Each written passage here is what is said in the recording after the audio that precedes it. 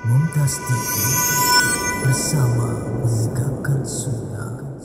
Alhamdulillah Rabbil alamin wa bihi nasta'inu ala umuri dunya waddin. Segala puji bagi Allah Jalla Jalaluh, Tuhan semesta alam, pemilik, pencipta, pengatur jagat raya, fa'alun lima yurid. Dialah yang berbuat apa yang dia kehendaki. Wa ma tasha'una illa an yasha' Allah Rabbul Alamin. Apa yang kalian inginkan tidak akan terjadi. Apa yang kalian kehendaki tidak akan terjadi. Kecuali apabila pencipta langit dan bumi ini serta alam semesta semuanya menghendakinya. Dialah Rabbul Alamin. Dan hanya kepadanya kita meminta pertolongan dalam urusan dunia kita dan dalam urusan agama kita. Tanpa pertolongannya, tanpa bantuannya, maka semua akan sia-sia. Karena sejatinya la haula wa la quwwata illa billah.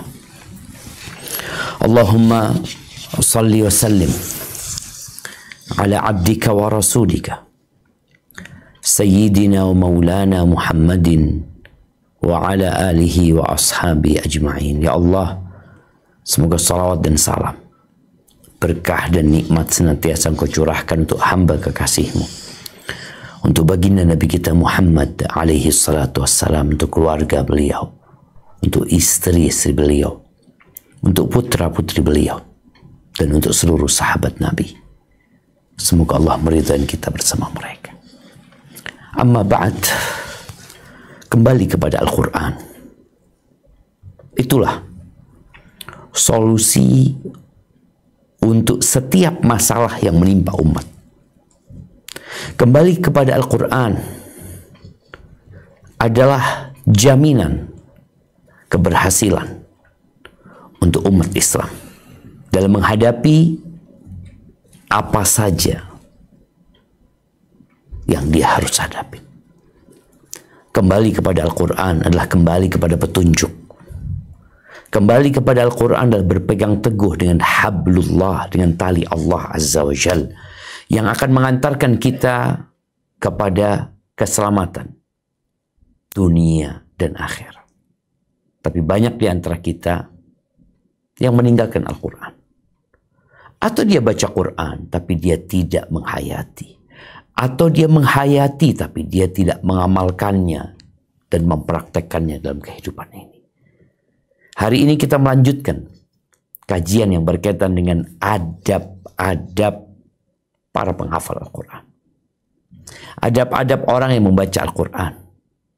Sehingga dia tidak hanya membaca, tapi sebelum dia membaca, dia sudah beradab dan beretika. Tatkala dia membaca, bertambah keimanannya, bertambah indah perilaku dan karakternya. Itu yang diharapkan. Kita masuk ke pembahasan tentang ayat-ayat sajdah. Di dalam Al-Quran, Allah telah menetapkan ayat-ayat di mana hamba diperintahkan untuk sujud. Sujud. Menghambakan diri kepada Allah SWT. Tapi orang yang membaca tanpa tahu adab, maka mungkin dia akan melewatin perintah-perintah Allah untuk sujud, tapi dia nggak sujud. Ima dikarenakan ketidaktahuan atau disebabkan ketidakmauan.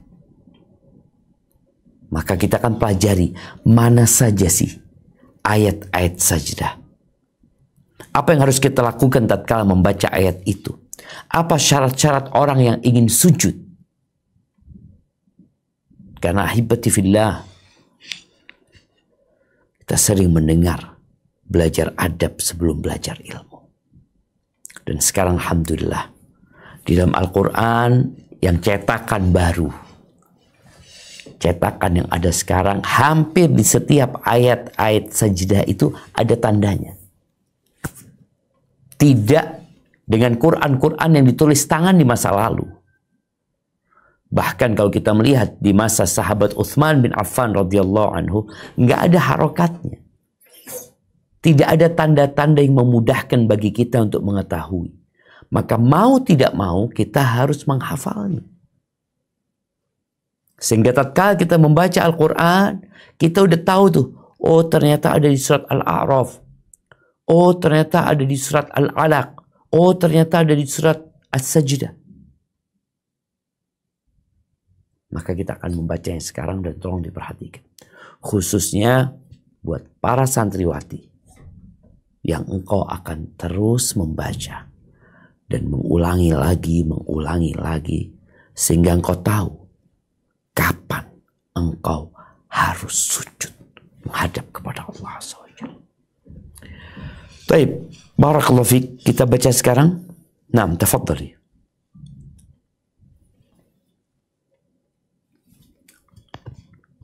Jumlah dan tempat ayat sajdah.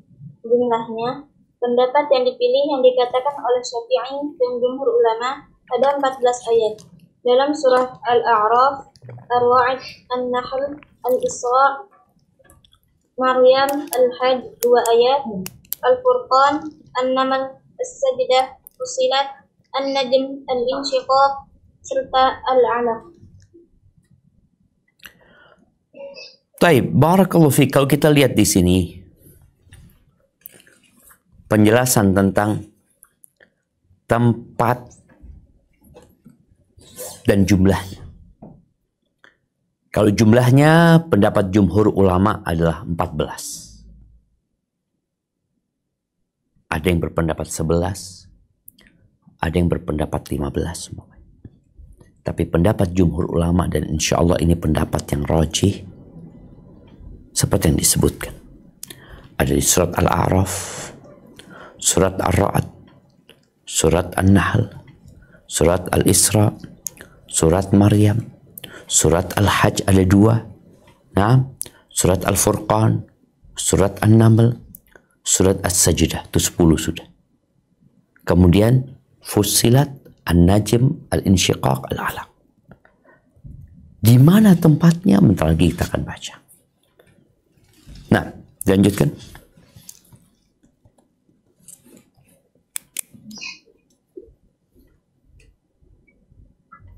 Ayat sajdah pada surat Shad hukumnya mustahab, bukan termasuk azaimus sujud yang ditekankan untuk melakukan sujud. Ini penting ya, ini penting berkaitan dengan as-Shad ini, karena nanti ada konsekuensi hukumnya. Jumhur ulama berpendapat tidak termasuk yang ditekankan untuk sujud. Sedangkan mazhab Hanafi termasuk yang ditekankan dalam sujud. Dia menghilangkan ini surat Al-Hajj kalau nggak salah ayat kedua. Nah, dia lebih menekankan yang di Shad. Sehingga nanti ketika sholat kemudian membaca surat Shad lalu sampai ke ayat yang diajarkan sujud, apa hukumnya dia sujud? Nggak boleh. Bahkan kalau sujud bisa membatalkan sholatnya. Ini menurut pendapat jumhur. Karena dia terhitung menambahkan sujud dalam sholat dia. Padahal itu bukan termasuk yang dianjurkan sujud. Baik. Lanjutkan. Dalam Sahih Bukhari terdapat riwayat dari Ibnu Abbas radhiyallahu anhuma, ia berkata, ayat sajdah pada surat Shad bukan termasuk azaimus sujud. Aku pernah melihat Nabi Shallallahu Alaihi Wasallam melakukan sujud ketika membacanya. Ini adalah madhab Syafi'i dan orang yang sependapat dengannya. Baik, barakallahu fiik. Jadi Al-Imam Syafi'i mengeluarkan surat Shad dari yang 14 tadi.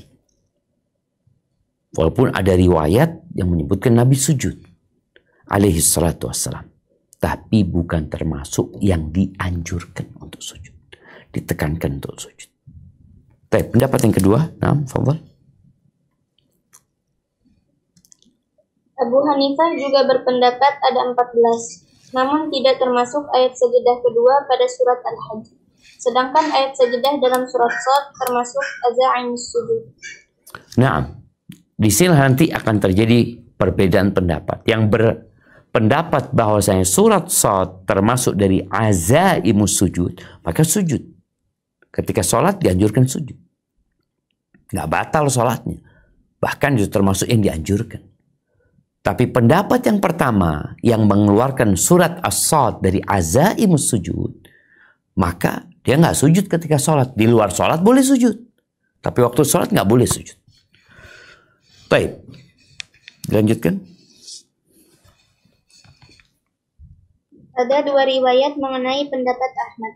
Pertama, sebagaimana pendapat Syafi'i. Kedua, berjumlah 15 dengan tambahan ayat sajadah dalam surat Shad.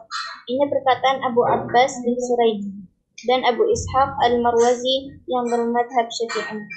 Baik, kita lihat di sini. Kalau tadi pendapat Imam Syafi'i dan Jumhur ya, beliau berpendapat 14 tanpa Shad. Sedangkan Abu Hanifah berpendapat 14 juga plus Shad. Sedangkan yang kedua di surat Al-Hajj nggak masuk. 14. Pendapat Imam Ahmad 15. 14 yang dalam pendapat Imam Syafi'i plus surat Shad. Jadinya 15. Pendapat Imam Malik. Nah. Dan ada dua riwayat mengenai pendapat Imam Malik. Pertama, sebagaimana pendapat Imam Syafi'i. Menurut pendapat yang paling masyhur, ada 11 tidak termasuk ayat sajadah pada surat An-Najm, Al-Insyiqaq, dan Al-A'laq yang merupakan qaul qadim Syafi'i. Yang sahih adalah apa yang pertama kami sebutkan. Ada banyak hadis yang menunjukkan hal itu. Baik, barakallahu fikum. Kalau kita lihat, Al-Imam Malik berpendapat 11. Ini jamaah konsekuensinya akan terlihat tatkala kita sholat yang imamnya madhabnya Maliki. Atau yang imamnya madhabnya Syafi'i. Makmumnya madhabnya Maliki. Gimana sekarang kondisinya? Ketika imam sujud di surat Al-Alaq. Sanad Uz-Zabaniyah kalla la tuti'hu wasjud waqtarib. Imamnya sujud. Karena madhabnya Syafi'i. Makmumnya gimana sekarang? Sedangkan dia berpendapat, enggak. Ini bukan termasuk ayat sajidah. Apa konsekuensinya buat dia? Dia tetap berdiri atau dia sujud? Nah, ini akan dibahas nantinya. Baik. Pendapat yang lebih kuat, yang sahih, yang dipilih oleh Al-Imam Nawawi, beliau berpendapat seperti pendapat Syafi'i dalam qaul barunya, dan itu termasuk pendapat jumhur yang mengatakan 14 tanpa surat Shad. Baik, tempat-tempatnya di ayat berapa saja dari surat-surat yang tadi kita sebutkan? Tafadhol. Tempat-tempatnya ayat sajadah pada surat Al-A'raf bertepatan pada ayat terakhirnya. Ar-Ra'd ayat 15, An-Nahl ayat 50, Al-Isra ayat 109, Maryam ayat 58, Al-Hajj ayat 18 dan 77, Al-Furqan ayat 60, An-Naml ayat 26, As-Sajdah ayat 15, Fussilat ayat 38, An-Najm ayat terakhir, Al-Insyiqaq ayat 21, serta ayat terakhir surat Al-A'laq. Baik, lanjutkan. Tidak ada perbedaan berarti mengenai tempat-tempatnya kecuali pada surat Fussilat. Para ulama berbeda pendapat mengenainya. Imam Syafi'i dan yang sependapat dengannya berpendapat terletak pada ayat 38 sebagaimana yang telah kami sebutkan. Ini juga pendapat Sa'id bin Musayyab, Muhammad bin Sirin, Abu Wa'il Syaqiq bin Salamah, Sufyan al-Thawri, Abu Hanifah, Ahmad, dan Ishaq bin Rahawai. Nah, lanjutkan.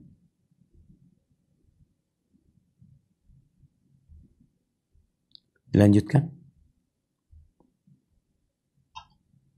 Yang lain berpendapat terletak pada ayat 37. Ibnu Munzir meriwayatkan dari Umar bin Khattab radhiyallahu anhu, Hasan Basri, para sahabat Abdullah bin Mas'ud, Ibrahim An-Nakhai, Abu Salih, Talhah bin Musarrif, Zabib bin Harith, Malik bin Anas, Laith bin Sa'ad, dan beberapa pendapat madhab Syafi'i. Baghawi mencantumkan hal ini dalam At-Tahdhib. Nah, baik. Ini berkaitan dengan yang berada di surat Fussilat. Kalau perbedaannya, apakah sujud setelah ayat 37 atau setelah ayat 38 ya? Kalau kita lihat di Al-Quran yang mungkin cetakan Medina, kita akan dapatin tempat sujudnya di ayat 38. Itu di firman Allah, wa min ayatihi al-lailu wan nahar wasyamsu wal qamar la tasjudu lisyamsi wala lil qamar wasjudu lillahi alladhi khalaqahunna in kuntum iyyahu ta'budun. Ini ayat 37. Ada yang berpendapat setelah ini sujud. Tapi yang sahih disebutkan setelah ayat 38 di mana Allah melanjutkan fa inistakbaru falladzina 'inda rabbika yusabbihuna lahu bil-laili wan nahar wa hum la yas'amun. Jadi ada yang sujudnya setelah in kuntum iyyahu ta'budun, ada yang sujudnya setelah wa hum la yas'amun. Ini perbedaan di penentuan di ayat berapa yang ada di surat Fussilat. Baik, dilanjutkan. Adapun perkataan Hasan Ali bin Sa'id Al-Abdari, ulama semadhab dengan kami, dalam Al-Kifayah berkenaan perbedaan fuqaha ini, menurut pendapat kami, ayat sajadah pada surat An-Naml terletak pada ayat 25. Ia katakan, ini adalah madhab mayoritas fuqaha. Malik rahimahullah berpendapat, terletak pada ayat ke-26. Baik, ini juga perbedaan yang sama seperti yang di surat Fussilat, antara 37 sama 38, yang di surat An-Naml antara ayat 25 sama 26. Kalau kita lihat dapatin di Al-Quran, kebanyakan mereka menyebutkan di ayat 26. Jadi ada tandanya sudah sekarang. Di firman Allah di ayat 25 itu mengatakan alla yasjudu lillahi alladhi yukhrijul khab'a fis samawati wal ard wa ya'lamu ma tukhfun wa ma tu'linun. Di sini ada yang sujud. Ada yang di ayat 26 dilanjutkan Allahu la ilaha illa huwa rabbul arsyil azim. Barakallahu fikum. Baik. Ini berkaitan dengan ayat-ayat sajdah. InsyaAllah yang membaca Al-Quran dengan mudah mendapati tandanya. Yang menghafal hendaklah juga memberikan tanda di hafalannya. Dengan cara apa? Setiap dia membaca ayat itu dia sujud. Usahakan. Bacaan yang pertama ya. Sehingga dia jadi tahu, oh pas ayat ini ayat sajdah. Sehingga nggak perlu menghafal nomornya. Karena dia sudah terbiasa dengan menghafal tempatnya. Maka kalau kita lihat di cetakan bahasa Arabnya, itu nggak disebutkan nomor ayatnya.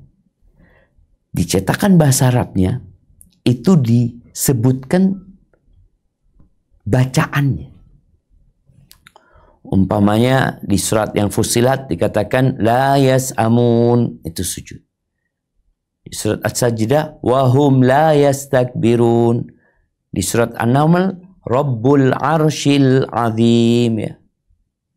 Kemudian di surat Al-Furqan wazadahum nufura. Kemudian di surat Al-Hajj ayat yang pertama innallaha yaf'alu ma yasha. Di ayat kedua waf'alul khaira la'allakum tuflihun. Jadi tidak disebutkan ayatnya, nomor ayatnya, tapi disebutkan apa yang dibaca di sana. Maka di sini para penghafal Al-Quran, mungkin dia nggak hafal nomor ayatnya, tapi dia hafal tempatnya, bacaannya, yang tatkala itu dia dianjurkan sujud. Barakallahu fiik. Baik, dilanjutkan.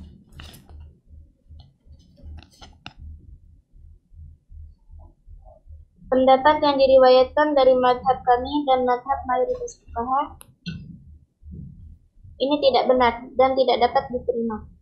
bahkan merupakan kesalahan yang jelas. Menurut keterangan para ulama jelas bahwa ayat sajadah tersebut terdapat pada ayat ke-20. Iya. Bacaannya yang tadi Rabbul Arsyil Azim. Ketika itu baru sujud. Baik, ahibati fillah, setelah kita tahu tempatnya, kita perlu tahu ketentuannya. Apa syaratnya? Apa yang perlu kita lakukan? Kenapa? Karena dalam masalah ini ada yang beranggapan bahwasanya sujud tilawah itu seperti sholat. Hukumnya ya sama dengan sholat.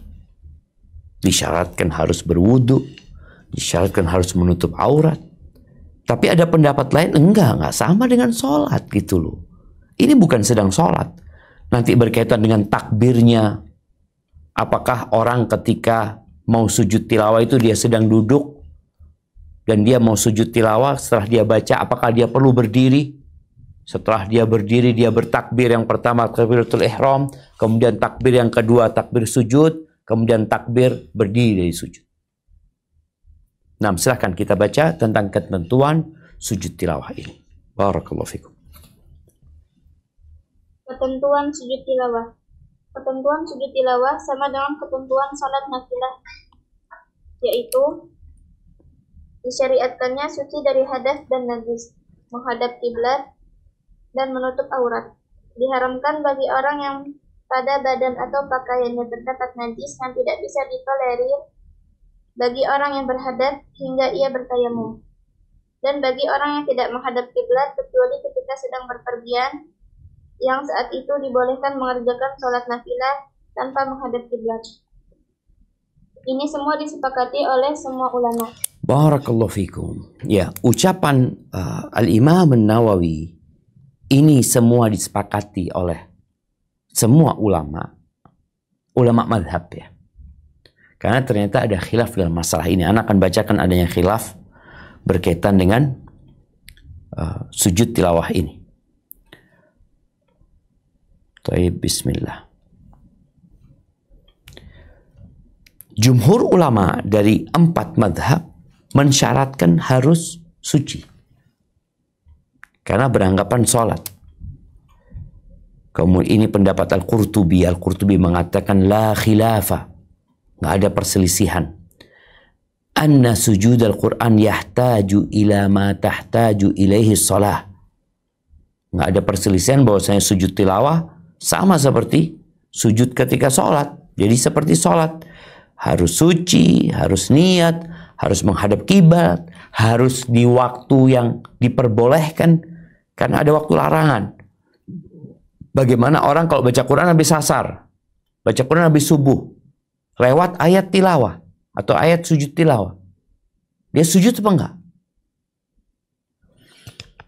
Nah, lalu disebutkan di sini illa ma dzakara al-Bukhari an Ibnu Umar, kecuali perselisihan yang disebutkan Imam Bukhari dari Abdullah bin Umar bahwa beliau sujud tanpa bersuci, dan juga dari Sya'bi, seorang tabi'in sebagaimana disebutkan oleh Ibnu Munzir. Kalau tadi dikatakan ini nggak ada khilaf di antara 4 mazhab, tapi ternyata ada khilaf sebenarnya. Sebagian ulama berpendapat seperti pendapatnya Abdullah bin Umar bin Khattab yang disebutkan oleh Al-Imam Al-Bukhari, bahwa tidak disyaratkan suci ketika sujud tilawah. Dan di antara yang berpendapat dengan pendapat ini disebutkan Syekhul Islam Ibn Taimiyah rahimahullahu ta'ala, kemudian Al-Lajnah Daimah, kemudian Syekh bin Baz rahimahullahu ta'ala, Syekh bin Utsaimin. Apa yang menjadi dalil mereka? Kok mereka tidak mensyaratkan bersuci? Karena mereka berpendapat nggak sama dengan sholat. Dan memang tidak ada dalil yang menyebutkan orang kalau mau sujud tilawah harus berwudu. Yang ada kias dengan sholat. Mereka mengkiaskan, ini kan sujud. Sama dengan sujud waktu sholat. Berarti hukumnya dan ketentuannya nggak boleh dibedakan. Yang menjadi catatan mereka, kenapa Sebagian ulama tidak mensyaratkan wudhu. Berarti afdol, wudhu itu lebih afdol. Tapi gimana ada orang nggak wudhu? Sedangkan kita tahu tidak disyaratkan bersuci ketika orang membaca. Umpamanya ada orang duduk, dia membaca surat Al-Alaq atau membaca surat Al-Insyiqaq. Dia dalam kondisi nggak berwudhu. Boleh nggak dia baca Quran? Boleh. Berkaitan dengan menyentuh mushaf. Hendaklah dia, kalau dia hendak menyentuh mushaf, hendaklah dia berwudu. Tapi ketika dia hendak membaca dari hafalannya, dia membaca dari handphonenya, nggak harus dia bersuci. Karena mereka mengatakan hadis-hadis yang berkaitan dengan sujud tilawah itu tidak menyebutkan bahwa disyaratkan untuk suci. Bahkan sisi pendalilannya lebih dekat kepada yang tidak mensyaratkan bersuci. Asy-Syaukani mengatakan, "Laisa fi ahaditsnya," Imam Syaukani dalam kitabnya Nailul Awtar. Beliau mengatakan, "Laisa fi ahadithi sujudit tilawah." Tidak ada dalam hadis-hadis yang berkaitan dengan sujud tilawah ma yadullu ala i'tibari an yakuna sajid mutawaddi'an. Enggak ada yang menunjukkan orang yang sujud harus wudu. Lalu beliau mengatakan waqad kana yasjudu ma'ahu sallallahu man hadra tilawatahu.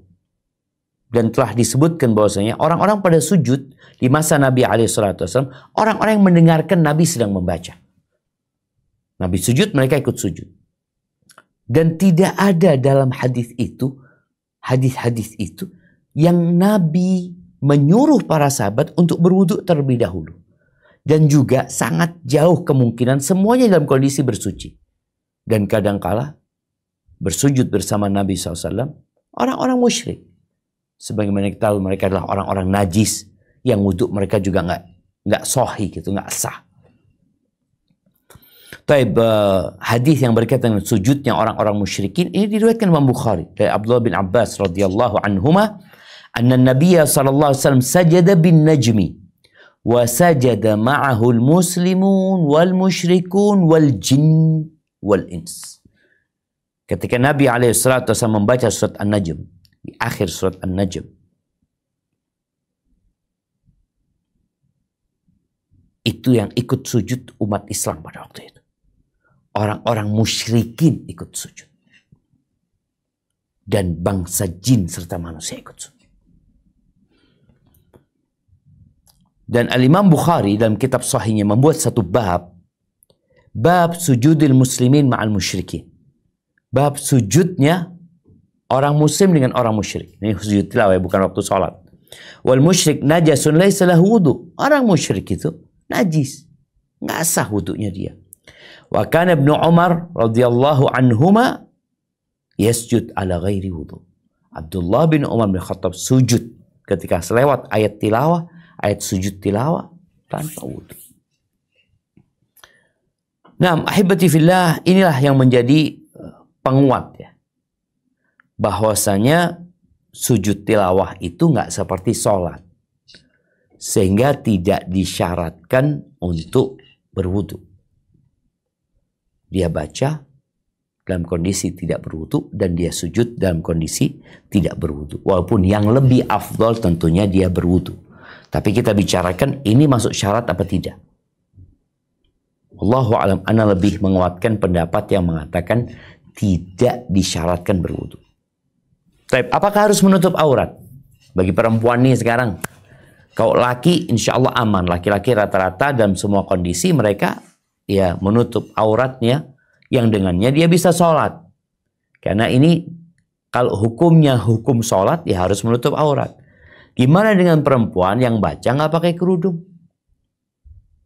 Seorang perempuan yang baca di rumahnya, dia pakai daster umpamanya, dia nggak pakai penutup kepala, mungkin dasternya juga cuma sampai ke lengan, lalu dia baca Quran. Sujud atau tidak? Wallahu a'lam bishawab. Pendapat jumhur tadi kita sebutkan bahwasanya harus menutup aurat.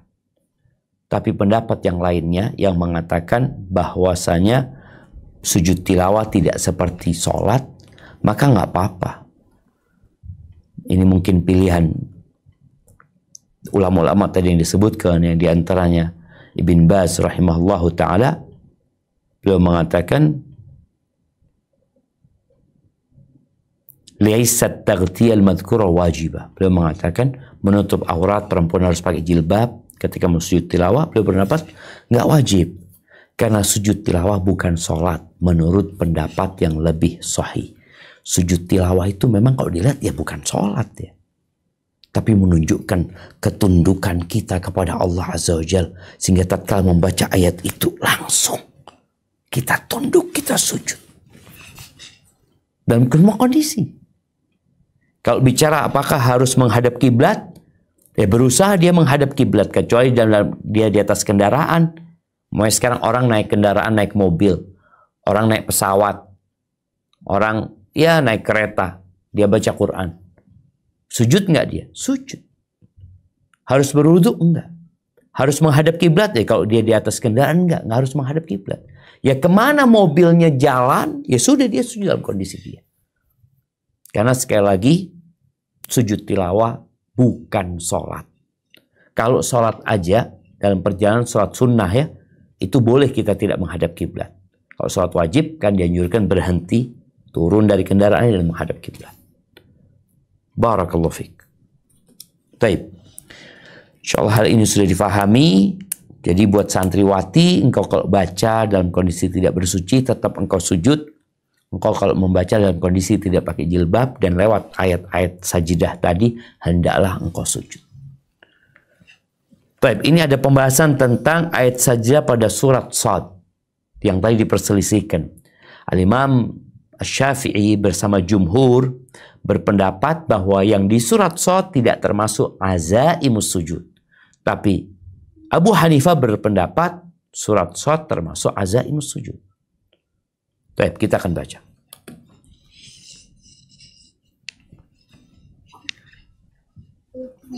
Ayat sajidah pada surat Shad.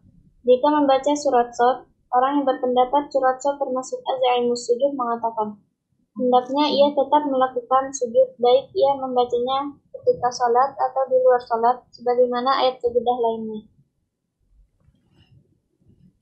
Nah, lanjutkan. Syafi'i dan lainnya yang berpendapat bukan termasuk azaimus sujud mengatakan, jika ia membacanya di luar sholat, dianjurkan baginya sujud, karena Nabi Shallallahu Alaihi Wasallam telah melakukan sujud setelah membaca ayat tersebut, sebagaimana yang telah kami sebutkan. Jika ia membacanya ketika sholat, ia tidak perlu melakukan sujud. Ia tetap melakukannya karena tidak tahu atau lupa, maka sholatnya tidak batal.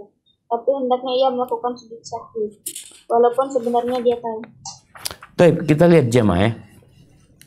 Jadi yang di surat Shad ini yang berkaitan dengan kisahnya Nabi Daud alaihi salatu wassalam ya. Di ayat 24 ya. Ketika Allah menyebutkan wa dhanna Dawudu annama fatannahu fastaghfara rabbahu wa kharra raki'an wa anab. Ini tidak termasuk azaim sujud dalam mazhab Syafi'i dan jumhur. Tapi dalam mazhab Abu Hanifah termasuk. Maka kalau sudah berpendapat termasuk, maka disebutkan di sini ketika sholat, di luar sholat ya dia sujud. Tapi dalam mazhab Syafi'i dan yang menyetujuinya, beliau berpendapat ketika sholat dia nggak baca. Nggak sujud ketika dia baca, nggak sujud. Tapi di luar sholat dianjurkan. Bagaimana kalau dia ketika sholat sujud? Maka disebutkan di sini, kalau dia tetap melakukannya karena tidak tahu bahwa ini termasuk yang tidak dalam azaim sujud, atau lupa, maka sholatnya tidak batal. Tetapi dianjurkan dia untuk sujud sahwi. Jadi masuk dalam bab orang lupa ya. Dianjurkan walakin yasjud lis-sahwi wa in kana aliman. Tadi kalau dia tahu kemudian dia lupa, maka hendaklah dia sujud sahwi. Baik, lanjutkan.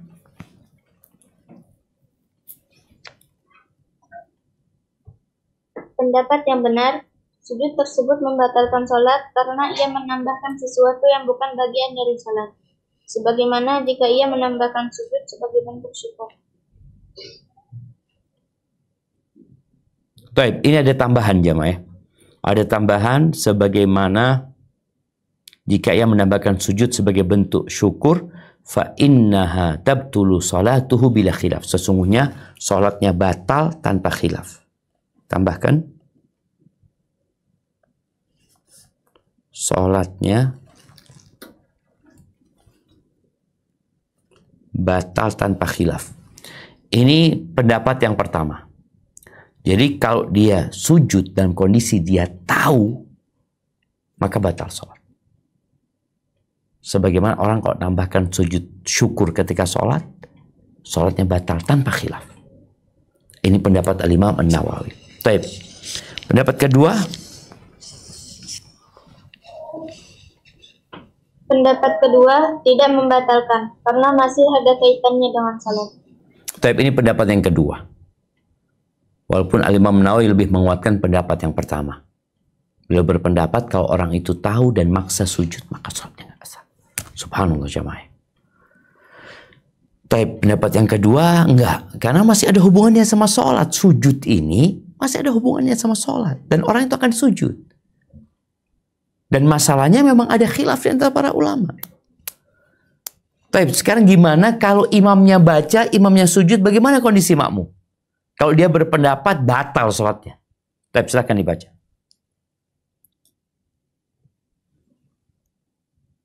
Seandainya imam sujud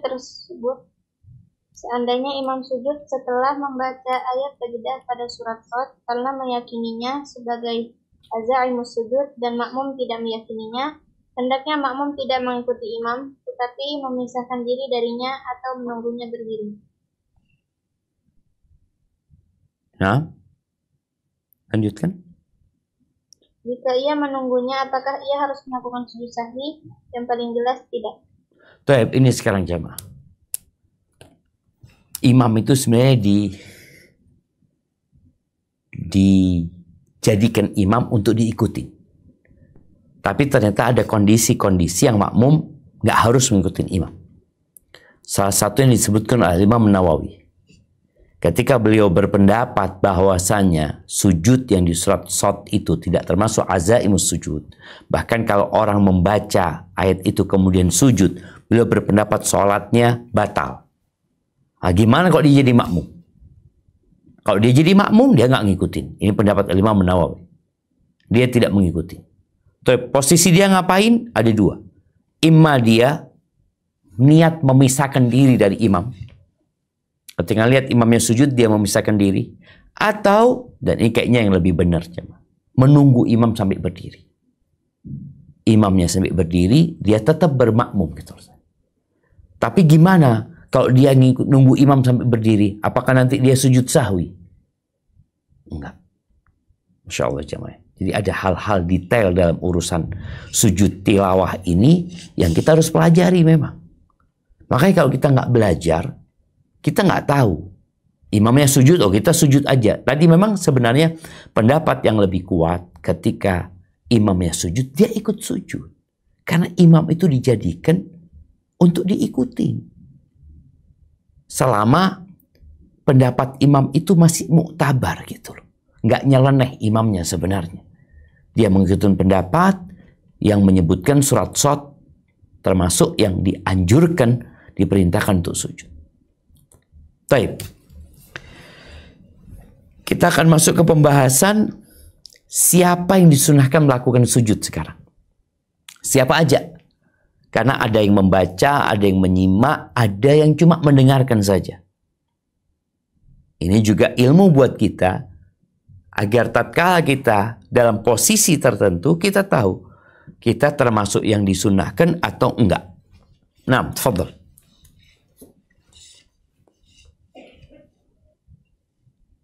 Siapa yang disunahkan melakukan sujud? Ketahuilah bahwa hal ini disunahkan bagi orang yang membacanya yang kondisinya suci dengan air atau debu, ketika sedang sholat ataupun tidak. Bagi mustami', orang yang mendengarkan dengan seksama, serta sami', orang yang hanya mendengar. Nah, lanjutkan. Tetapi Syafi'i rahimahullah mengatakan, aku tidak menekankan bagi sami' sebagaimana bagi mustami'. Inilah yang sahih. Lanjutkan. Seorang Imamul Haramain berpendapat, seorang sami' tidak perlu sujud. Yang masyhur pendapat pertama. Barakallahu fikum. Ini seorang Imamul Haramain diganti ya. Seorangnya dihapus, dicoret. Imamul Haramain Al-Juwaini berpendapat seperti itu. Baik, sekarang di sini disebutkan pendapat tentang siapa yang dianjurkan untuk sujud. Karena Al-Imam Nawawi berpendapat sujud tilawah ini seperti sholat, maka orang yang terpenuhi dalam dirinya syarat sholat, maka dia yang sujud. Beliau menyebutkan apa di sini? Yang dalam kondisi bersuci. Sedangkan kita memilih atau ana memilih pendapat enggak harus bersuci. Engkau kalau baca dalam kondisi engkau orang yang boleh membaca, bukan orang yang junub, maka engkau sujud. Dianjurkan kau sujud. Apalagi sekarang dengan membaca lewat handphone, banyak orang tidak berpikir untuk bersuci. Kadang-kadang dia baca di kereta, dia baca di bus, di pesawat. Ketika dia lewat ayat saja, ya dia sujud.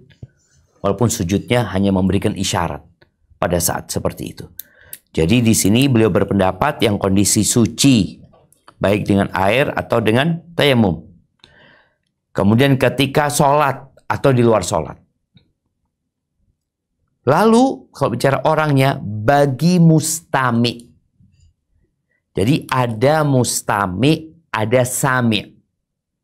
Kalau sami itu dari kata sami'a yasma'u, kalau mustami itu dari kata istama'a yastami'u.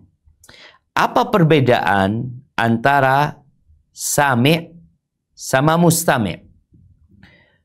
Di sini disebutkan dalam kitab Al-Mawsu' Al-Fiqhiyah bahwasanya al-istima' lughatan wasilahan qasdus sama'. Yang namanya istima', namanya mustami' itu adalah orang yang niat mendengarkan. Niat. Jadi dia niat mendengarkan bughayata fahmil masmu'. Dengan tujuan memahami apa yang didengar atau mengambil faedah darinya. Jadi ada niat untuk mengambil faedah, untuk memperhatikan ya. Maka yang disebutkan di sini orang yang mendengarkan dengan seksama. Yang pertama dia punya niat untuk mendengarkan dan mengambil faedah. Adapun sami', orang yang mendengarkan, faqad yakunu ma'a dzalikal qasd, boleh jadi dia punya niat, boleh jadi dia nggak punya niat. Itu lebih umum orang yang mendengarkan. Ya boleh jadi dia ada orang baca Quran, dia mungkin sedang main handphone ya. Tahu-tahu ada orang baca Quran di sebelahnya, orang itu sujud. Dia dianjurkan sujud atau tidak? Kalau mustami' kan memang mau dengerin bacaan dia. Kalau ini kan enggak, dia punya kesibukan lain. Dia sujud atau tidak? Maka Al-Imam Syafi'i berpendapat, aku tidak menekankan bagi sami' sebagaimana bagi mustami'. Jadi nggak ditekankan. Tapi kalau engkau benar-benar mustami, mendengarkan, menyimak dengan seksama, niat memang untuk memahaminya, mentadaburinya, maka ketika engkau membaca, kalau engkau melihat yang membaca sujud, maka hendaklah engkau sujud. Taib. Adapun Imam Haramain berpendapat tidak perlu sujud. Tidak perlu sujud. Dia memang nggak ada niat gitu loh. Namun pendapat yang pertama, dianjurkan sujud. Walaupun kalau yang mustami lebih ditekankan, kalau sami ya dianjurkan aja lah. Barakallahu fikum. Baik, dilanjutkan.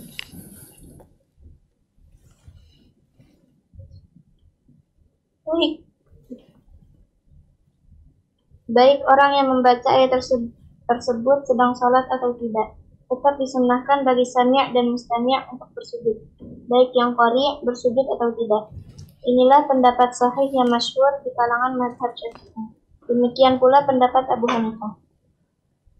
Taib, di sini disebutkan berkaitan dengan gimana kalau yang baca itu nggak sujud.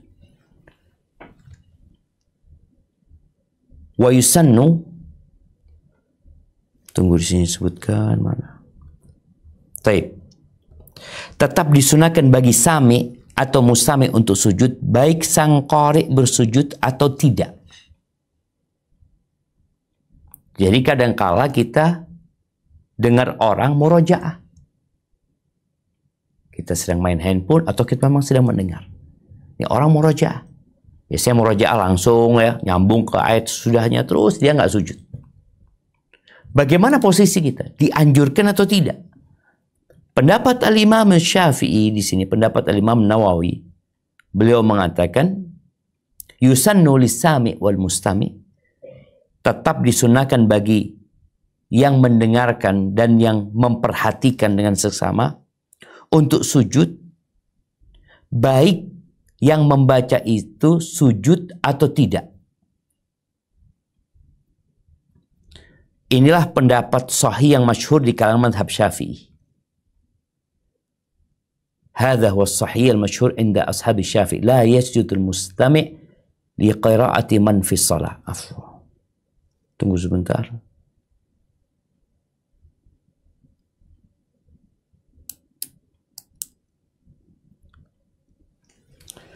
Baik yang membaca ayat tersebut sedang sholat atau tidak. Tetapi disunahkan bagi sami dan mustami untuk bersujud, baik sang qari bersujud atau tidak. Inilah pendapat yang sahih yang masyhur di kalangan mazhab Syafi'i. Baik, dilanjutkan dulu jamaah, lanjutkan. Nah.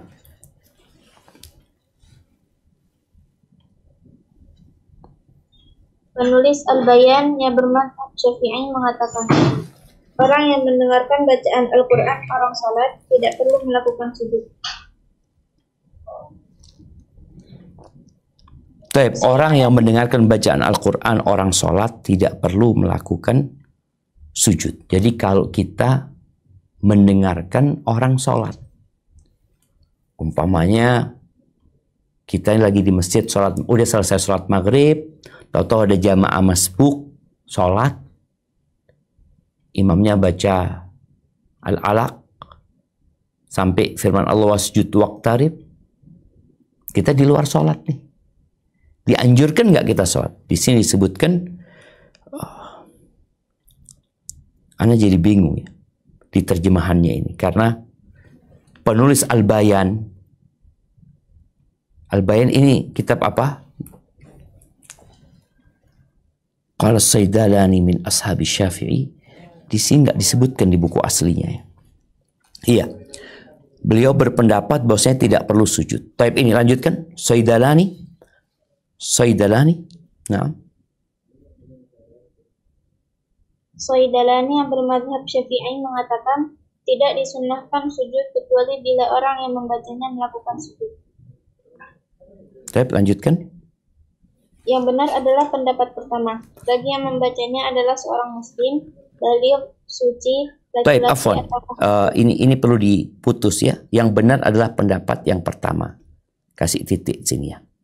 Taib, ada dua pendapat sekarang berkaitan dengan imam yang baca surat sajdah dan kita di luar sholat. Kita nggak sholat. Kita sujud apa tidak? Pendapat yang lebih kuat disebutkan yang pertama. Enggak dianjurkan sujud. Tapi pendapat yang kedua dianjurkan sujud. Kalau imamnya sujud.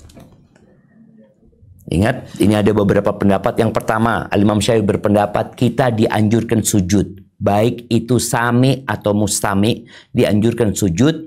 Baik yang membaca itu sujud atau tidak. Kita dianjurkan. Ini pendapat Syafi'i. Kita lagi baca, lagi dengerin orang baca Quran, dia nggak sujud, kita tapi dengar wasjud waqtarib, kita dianjurkan sujud. Baik. Bagaimana ketika dalam sholat? Dalam sholat beda hukumnya. Al-Imam Nawawi lebih menguatkan kalau dalam sholat kita tidak dianjurkan sujud. Tapi ada pendapat Syaidalani dianjurkan sujud kalau imamnya sujud. Artinya kalau orang yang sholat itu sujud. Tapi yang lebih kuat, kita tidak dianjurkan untuk sujud. Baik, baru setelah itu dilanjutkan.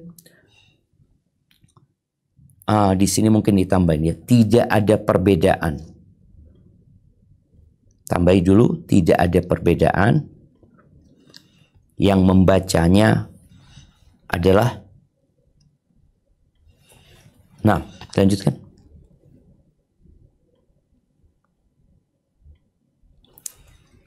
Ingat, yang benar adalah pendapat yang pertama terus titik ya. Lalu ditambahkan tidak ada perbedaan hukum. Baik yang membaca adalah seorang muslim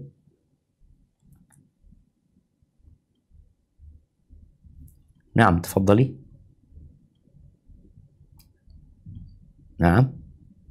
Tidak. Yang benar adalah pendapat pertama. Oh, titik itu Tidak sudah. ada perbedaan. Naam. Ya. Jadi ini dipisahkan jamaah, ini salah nulis sebenarnya. Kenapa? Karena ini beda, masalahnya berbeda. Ini berkaitan dengan bacaan orang yang sholat sedangkan yang mendengarnya di luar sholat.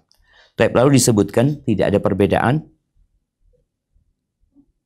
Tidak ada perbedaan hukum. Nah, baik yang membacanya.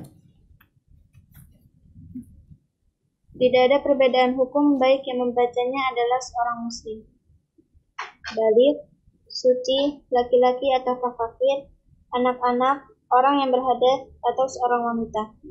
Ini pendapat yang benar menurut kami. Begitu pula Abu Hanifah. Lanjutkan. Sebagian ulama berkata, tidak perlu sujud karena bacaan orang kafir, anak-anak, orang yang berhadas atau orang mabuk. Nah, lanjutkan lagi. Sekelompok salaf mengatakan, tidak perlu sujud karena bacaan wanita. Sebagaimana diriwayatkan Abu Munzir dari Qatadah, Abu Malik, dan Ishaq. Yang benar, pendapat sebelumnya yang telah kami paparkan. Baik, barakallahu fiik. Jadi ini kembali kepada masalah orang yang mendengar dan memperhatikan. Apakah disyaratkan orang itu harus sujud? Baru kita sujud. Pendapat yang sahih yang diambil oleh Imam Nawawi, enggak disyaratkan nunggu orang itu sujud baru kita sujud. Taib. Kalau berkaitan dengan orang itu di sholat, tadi udah dibahas. Pendapat yang benar, kalau orang itu sholat, kita di luar sholat, kita tidak dianjurkan. Tapi bagaimana sekarang bacaannya siapa yang kita dianjurkan sujud? Disebutkan di sini pendapat yang lebih rajih ya, oleh Al-Imam Nawawi, bahwasanya kita sujud, yang mau baca muslim, kafir, sujud. Mungkin kita berpikir, masa orang kafir baca Quran? Ahibati fillah, Rasulullah SAW ketika berdakwah, beliau membacakan ayat-ayat Quran kepada orang-orang kafir.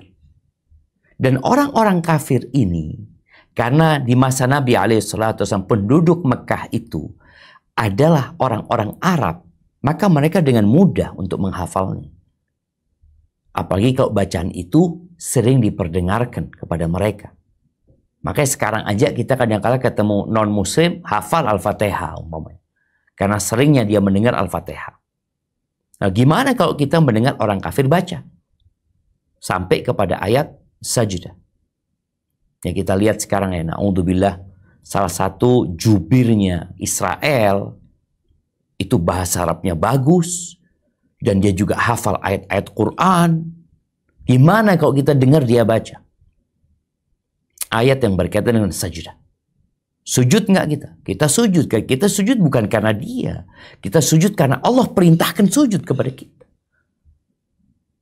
Maka nggak ada perbedaan sekarang. Yang baca muslim atau kafir. Yang baca bersuci atau nggak suci. Disebutkan di sini. Anak-anak atau orang tua. Mau laki, mau perempuan. Maka kita diperintahkan untuk sujud. Dianjurkan untuk sujud. Seorang muslim itu hidup bersama Al-Quran. Ketika lewat ayat perintah, dia mengikuti perintah. Ketika lewat ayat azab, dia berlindung dari azab Allah. Ketika lewat ayat rahmat, dia memohon rahmat Allah Azza wa Jal. Walaupun tadi kita mendengar orang lain yang membacanya.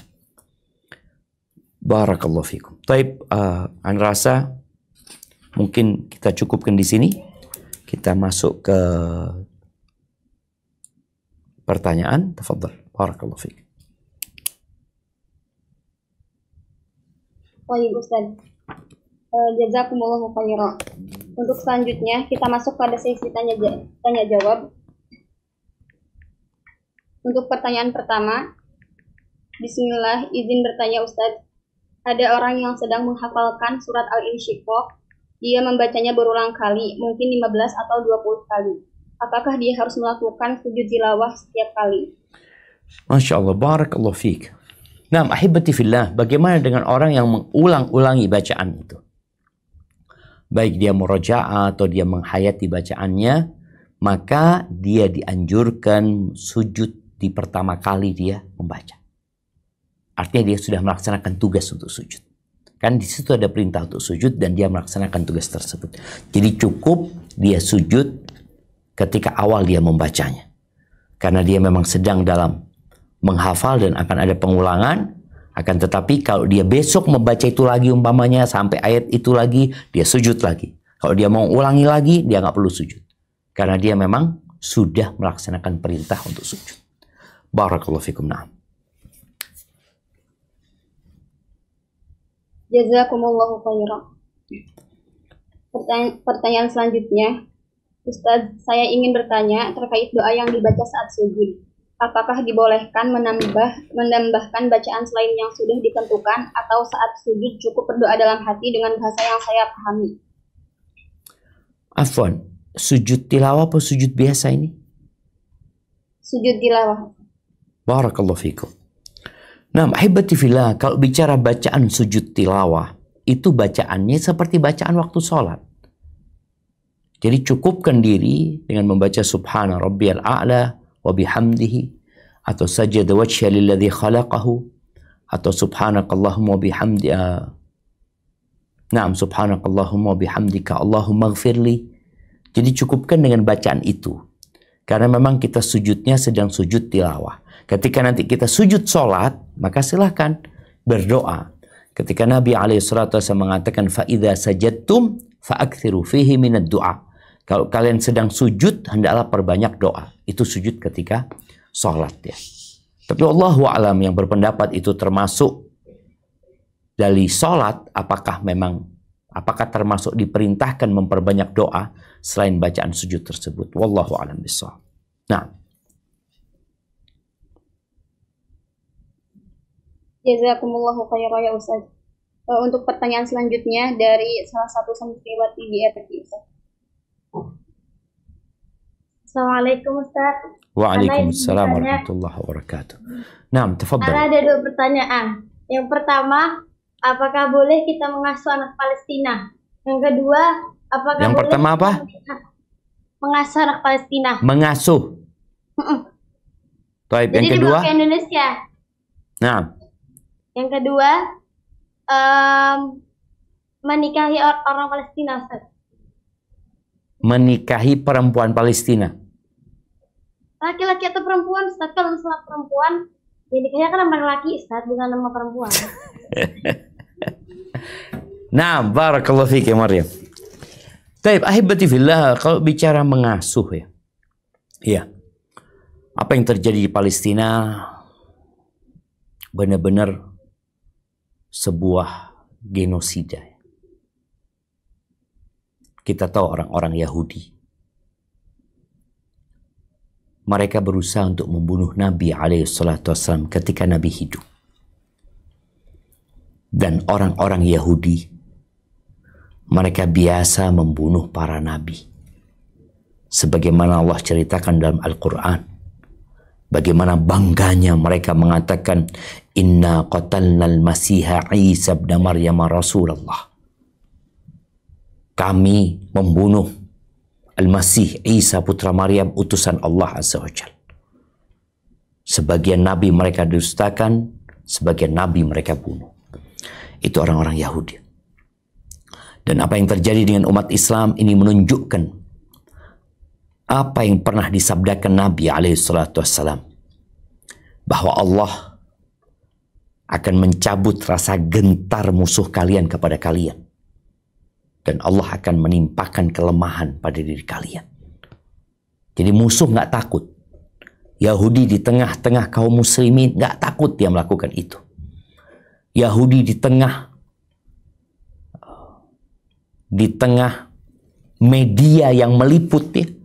Kalau mungkin mereka bisa sembunyikan dahulu, sekarang semua orang bisa bikin video ya tentang anak-anak yang dibunuh sama mereka. Tapi mereka nggak takut jemaah. Benar-benar rasa gentar musuh itu dicabut. Padahal Yahudi ini adalah orang yang penakut dan pengecut. Tapi mereka mampu melakukan itu. Apa yang terjadi? Di hadis yang lain Nabi SAW mengatakan, "Idza tabayatum bil'ina wa raditum biz-zar' wa akhadtum adnab al-baqar wa taraktum al-jihad sallatallahu alaikum dhullan." Apabila sistem jual beli kalian riba yang terselubung, lagi riba yang terang-terangan kita lihat sekarang ya, di mana-mana riba. Kita bicara umat Islam di dunia.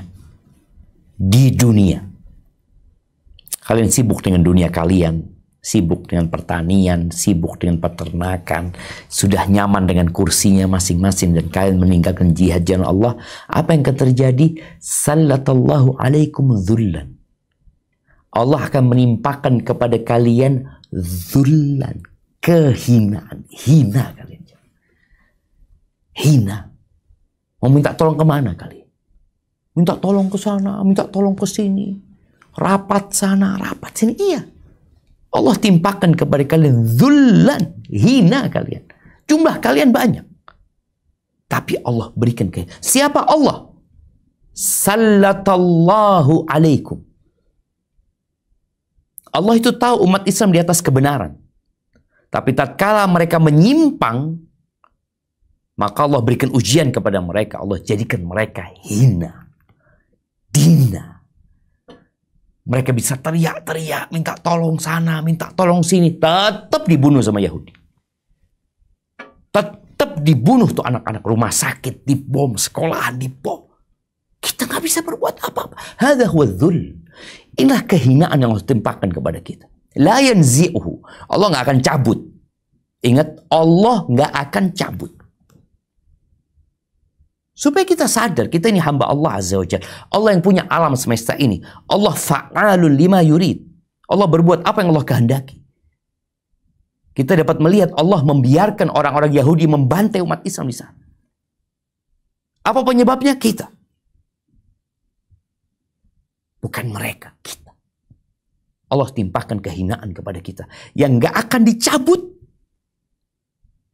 Sampai kapan? Sampai kalian kembali kepada agama kalian. Umat Islam sibuk dengan konser-konser.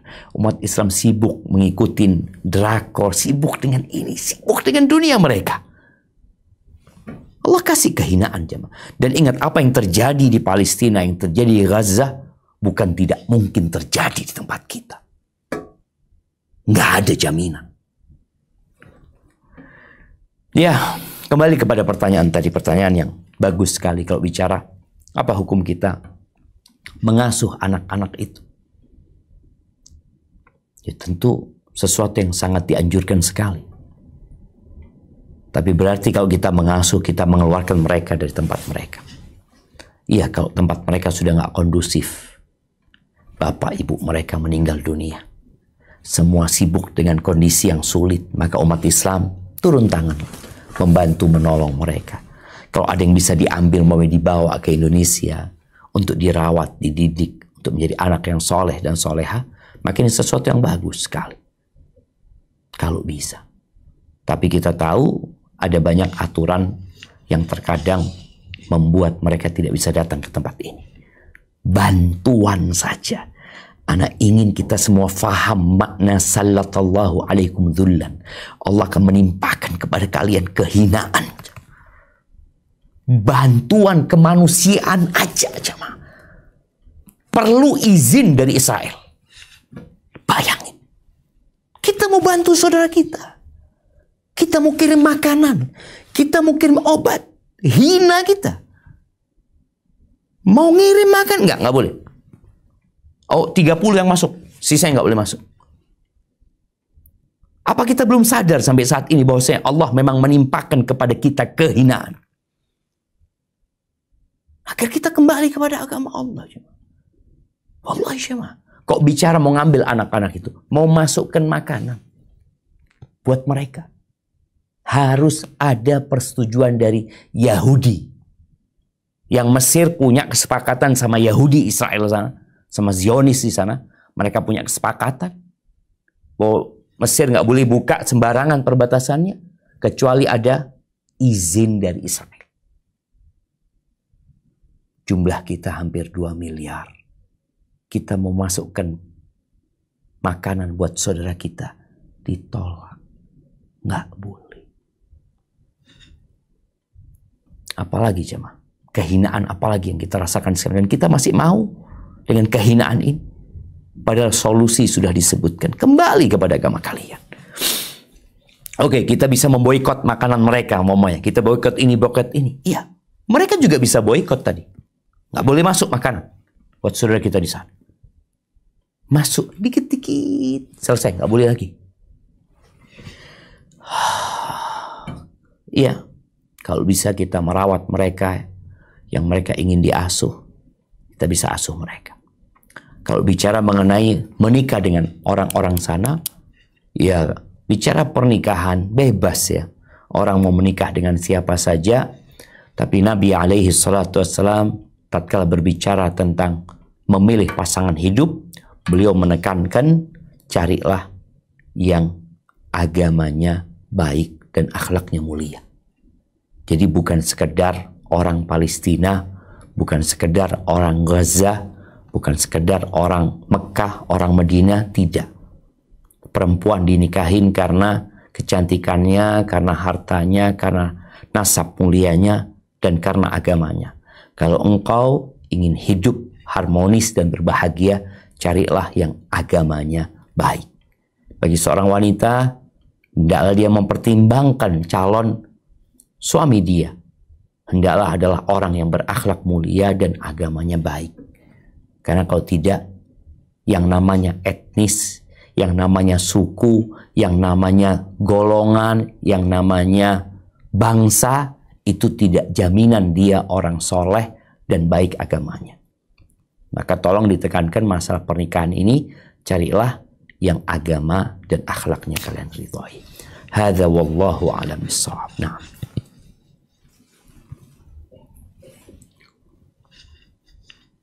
Jazakumullahu khairan Ustaz. Untuk pertanyaan selanjutnya, Assalamualaikum, izin bertanya Ustaz.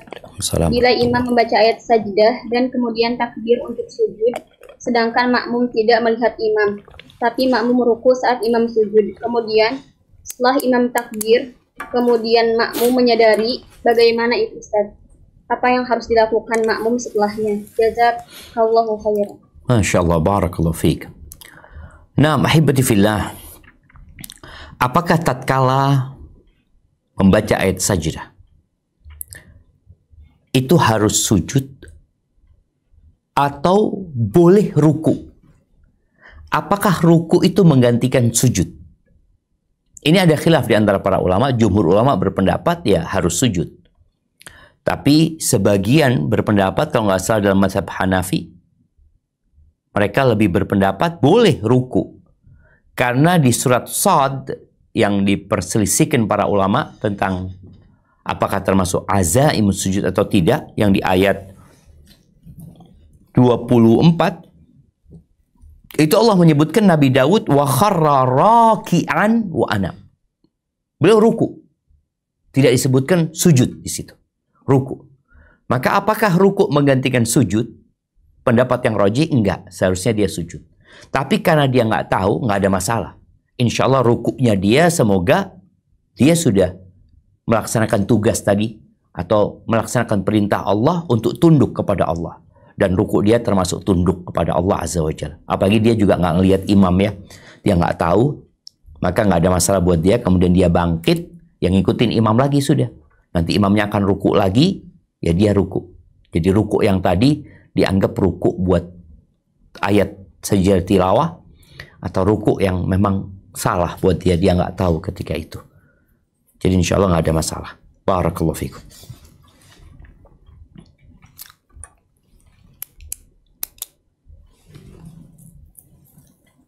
Jazakumullah khairan Ustaz. Untuk pertanyaan selanjutnya, Bismillah, izin bertanya Ustaz. Saat sujud tilawah, apakah boleh memperbanyak doa seperti dalam sujud sholat? Iya. Ini kembali kepada pertanyaan yang pertama tadi ya. Apakah boleh membaca doa? Bagi yang beranggapan sujud tilawah itu termasuk dari sholat, artinya seperti sholat, maka insya Allah nggak ada masalah dia memperbanyak doa di sana. Tapi yang tidak adalah dia mencukupkan diri dengan membaca bacaan-bacaan ketika sujud. Dan kita akan bahas juga nanti tentang bacaan apa saja yang dibaca ketika sujud. Umumnya ya bacaan kita sujud sholat kita. Barakallahu fikum. Nah. Jazakumullah khairan. Untuk pertanyaan selanjutnya, pertanyaan untuk yang raise hand kepada Raihan. Baik, Assalamualaikum Ustadz, apakah suara saya terdengar? Waalaikumsalam warahmatullahi wabarakatuh. Naam, tafadhal, barakallahu fikum. Baik, jadi yang saya tangkap tadi kan saat sujud tilawah itu yang dibaca itu doa sujud dalam sholat ya Ustadz ya? Siap. Nah, yang ingin saya tanyakan, apabila kita sujud tilawah di luar sholat, apakah sebelum dan sesudah sujud itu membaca takbir juga? Kemudian apakah ada tuntunan gerakan yang dicontohkan oleh Nabi setelah melakukan sujud tilawah di luar sholat Ustadz? Misal duduk iftiros dulu atau bagaimana Ustadz? Masya Allah, baik, jazakallahu khair. Nah, ahibati fillah, masalah ini kembali kepada permasalahan yang tadi disebutkan. Apakah sujud tilawah ini seperti sholat atau tidak? Yang berpendapat sujud tilawah ini seperti sholat, itu mungkin belum kita bahas, kita akan bahas nantinya. Maka dia mensyaratkan berdiri. Untuk kesempurnaannya, jadi ketika engkau sedang sujud, baca, engkau berdiri. Allahu Akbar, takbiratul ihram. Kemudian Allahu Akbar, takbir sujud. Kemudian, Assalamualaikum. Kenapa salam? Karena tadi ini seperti sholat tadi. Tapi pendapat yang lebih rojih, enggak. Pendapat yang lebih kuat, ini sujud ketundukan kepada Allah Azza wa Jal. Sehingga makanya tadi Anda sebutkan, yang lebih dipilih pendapatnya, nggak harus suci. Nggak harus dalam kondisi suci. Nggak harus dalam kondisi buat perempuan dia pakai jilbab umpamanya. Maka dia sujud, dia sudah selesai. Dia kalau bicara hanya saja yang ketika sholat umpamanya, ketika sujud, ketika sholat kemudian sujud tilawah, maka disebutkan nggak perlu duduk istirahat, dia langsung bangkit. Tapi kalau umpamanya dia sujudnya di luar sholat, ya cukup dia habis sujud, dia bangkit. Dengan takbir atau dengan tidak, dia bangkit. Karena dia sudah menyelesaikan sujudnya. Ini berkaitan dengan tadi, apakah sujud tilawah seperti sholat atau tidak. Tapi yang lebih kuat, enggak, dia enggak seperti sholat. Dia adalah sujud ketundukan kepada Allah Azza wa Jalla. Barakallahu fikum.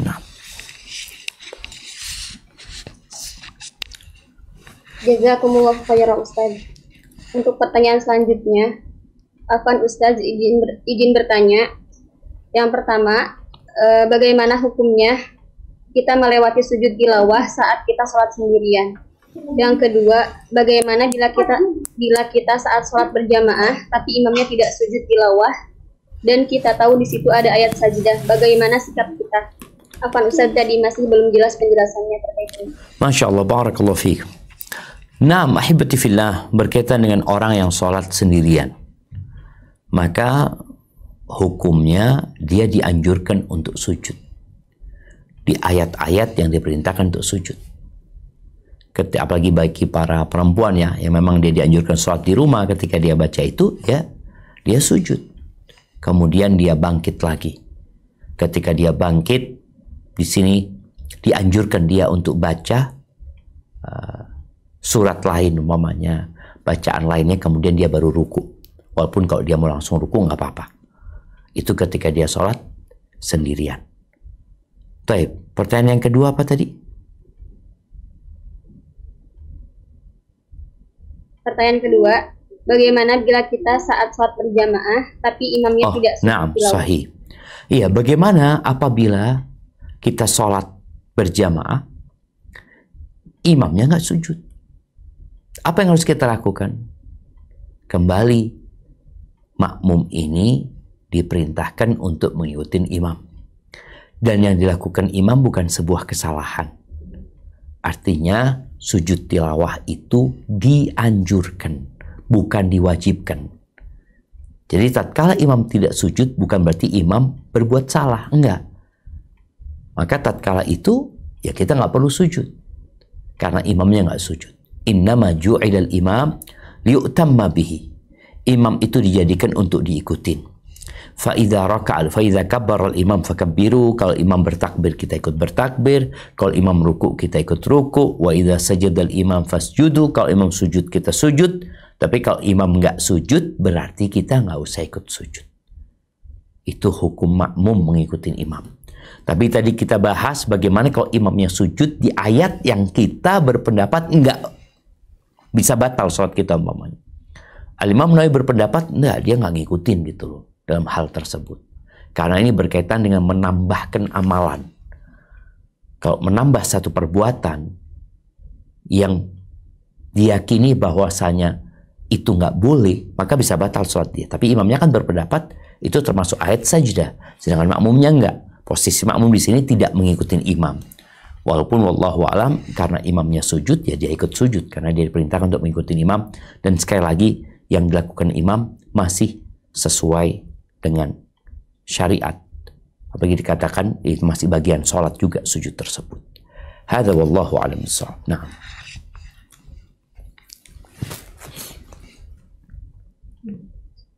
Jazakumullahu khairan Ustaz.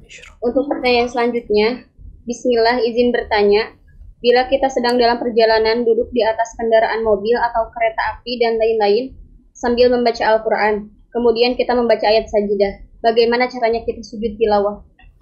Masya Allah, barakallahu fikum. Nah, ahibati fillah buat seorang musafir yang di atas kendaraannya atau bukan musafir.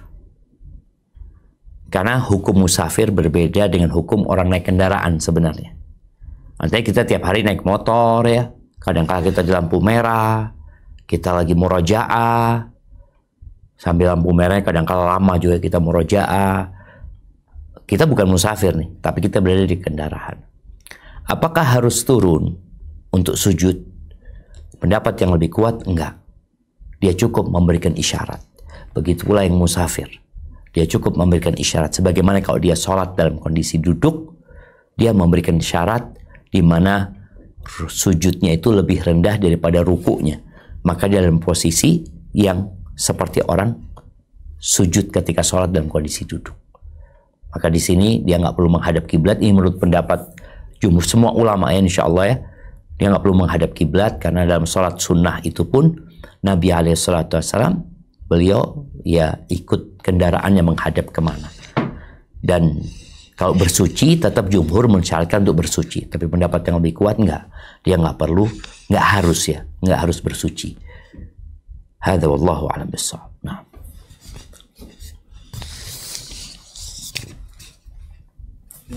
Jazakumullahu khairan Ustaz. Afwan Ustaz, mungkin berapa pertanyaan lagi? Mungkin 2 pertanyaan lagi ya, kemudian kita masuk ke kuis. Baik Ustaz. Afwan Ustaz, mungkin ini di luar tema. Bismillah, ahsanallahu ilaik Ustaz. Izin bertanya, jika Ana sudah haid, apakah perlu berwudu sebelum Ana membaca Al-Quran?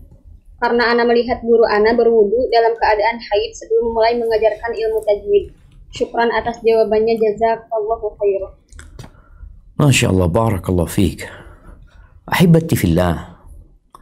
Ketika orang sedang junub, dia dianjurkan untuk wudu saat mau tidur.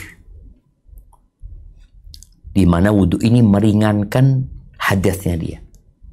bukan mengeluarkan dia dari hadas, tapi meringankan. Tapi kita tahu orang yang junub nggak boleh baca Quran. Walaupun dia wudhu, dia nggak boleh baca Quran. Bagaimana dengan orang yang haid? Yang pertama, orang haid tidak disyariatkan untuk berwudhu. Karena memang wudhu tidak bisa meringankan haid dia. Disinilah syariatnya wanita ya. Wanita ketika datang bulan, syariatnya dia nggak sholat. Syariatnya dia nggak puasa. Walaupun dia punya keinginan untuk itu. Apakah dia dianjurkan untuk berwudu? Wallahu alam, yang ana ketahui enggak. Dan dia juga nggak perlu berwudu. Karena wudu bagi dia tidak berdampak apa-apa. Bukan berarti ketika dia mengajarkan tajwid, ketika dia membaca Quran dengan dia berwudu, hadasnya terangkat, tidak. Berbeda dengan orang junub tadi, karena memang ada anjuran untuk meringankan junubnya itu dengan berwudu. Tapi kalau orang yang sedang haid atau sedang nifas, subhanallah ya, bayangin dia harus berhenti sholat selama 40 hari kadangkala. Dia harus tidak berwudu selama 40 hari. Tapi itulah ibadah. Seorang beribadah itu mengikuti perintah dan aturan. Jadi ketika orang itu taat, nurut sama perintah Allah Azza wa Jalla, Allah akan cinta sama dia. Jadi hamba yang dicintai Allah itu bukan hamba yang pintar, tapi hamba yang taat dan patuh kepada Allah Azza wa Jalla. Dan orang yang berilmu biasanya akan taat dan patuh. Hadza wallahu a'lam bissawab. Nah.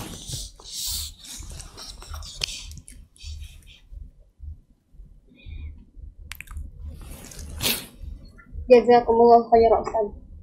Untuk pertanyaan selanjutnya, pertanyaan terakhir. Assalamualaikum warahmatullahi wabarakatuh. Bismillah, izin bertanya Ustaz. Bagaimana hukumnya seorang ibu menyimak Ananda membaca Al-Quran yang masih dalam tahap belajar dalam keadaan masih haid? Dan bagaimana jika Ananda melewati ayat As-Sajdah? Jazakumullah khairan. Barakallahu fiik. Nah, ahibati fillah. Tatkala kita mengikuti pendapat yang kedua, bahwasanya sujud tilawah tidak seperti sholat, dan itu insya Allah pendapat yang lebih kuat, maka sang ibu sujud. Ketika dia murajaah anaknya yang kecil-kecil, dia ajak anaknya sujud. Nah, ini waktunya sujud. Nah, yuk sujud. Ibunya juga sujud. Tapi yang mensyaratkan bersuci ya nggak bisa dia sujud. Karena dia dalam kondisi haid, nggak bersuci. Tapi sekali lagi, ana lebih menguatkan pendapat yang mengatakan tidak harus suci. Karena sujud tilawah tidak seperti sholat. Hukumnya berbeda dengan sholat. Sehingga dia bisa dilakukan tanpa terpenuhinya syarat-syarat orang sholat. Sebagaimana di waktu-waktu larangan pun, ketika ada perintah sujud, tetap dia hendaknya sujud. Hadza wallahu a'lam bissawab ya. Itu mungkin dapat kita kaji kesempatan kali ini. Baik. Kita masuk ke kuis. Kuis yang pertama buat yang di rumah Quran. Buat yang di rumah Quran, pendapat Al-Imam Syafi'i dan jumhur ulama, ayat sajdah itu 14 tempat ya. Pendapat Abu Hanifah 14 juga. 14, tapi berbeda 14-nya. Sebutkan perbedaan.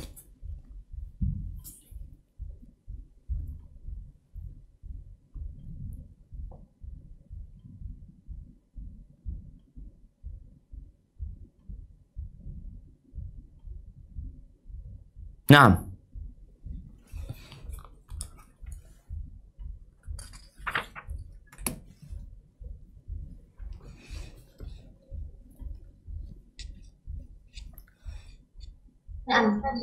Apaan Ustaz, banyak yang angkat tangan. baik, tafadhal dipilih. Yang nggak baca buku. Ingat, jawab tapi tidak baca buku. Mana yang mengangkat tangan?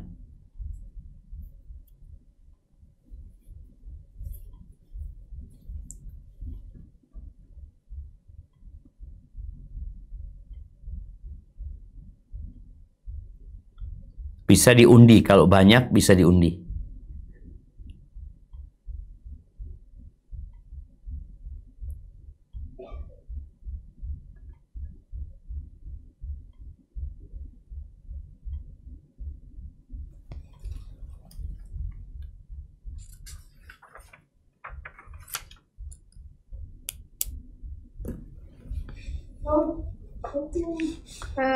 Pendapatnya Imam Syafi'i 14 tanpa shad, Imam Abu Hanifah 14 termasuk shad tapi tidak termasuk ayat kedua di surat Al-Hajj. Masya Allah, barakallah fiqh, ahsanti. Tapi pertanyaan yang kedua buat santri juga. Nanti pertanyaan ketiga baru buat umum. Tapi pertanyaan yang kedua buat santri. Al-Imam Malik diriwayatkan dari beliau bahwasanya ayat sajdah itu cuma 11. Mana yang dikeluarkan sama Imam Malik dari ayat sajdah?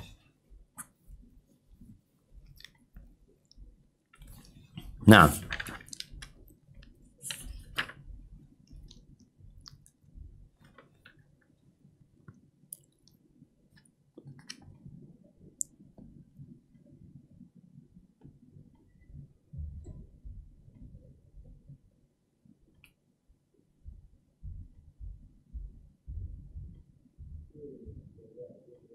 Bapak gue yang tidak termaksud An-Najm, Al-Insyiqaq, sama Al-Alaq.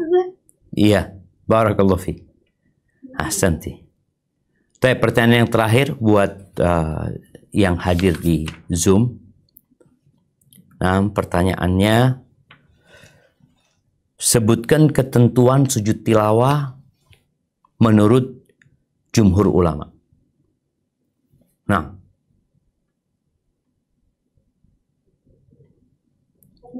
silahkan untuk Uwais. Bismillah, syaratnya ada 3, suci dari hadas, menghadap kiblat, dan menutup aurat. barakallah. Jadi syaratnya seperti sholat lah. Seperti syaratnya sholat dalam pendapat mereka. Tapi insya Allah pendapat yang lebih kuat, wallahu a'lam, sujud tilawah tidak seperti sholat, sehingga di luar sholat pun orang sujud tanpa harus terpenuhinya syarat-syarat yang disebutkan tadi. Barakallahu fiik, itu mungkin dapat Anda sampaikan pada kesempatan kali ini. Semoga bermanfaat buat kita semakin dekat dengan Al-Quran Al-Azim, dan kita bisa mengamalkannya dalam kehidupan ini. Kurang lebihnya mohon maaf, Anda kembalikan ke moderator. Jazakillah khair.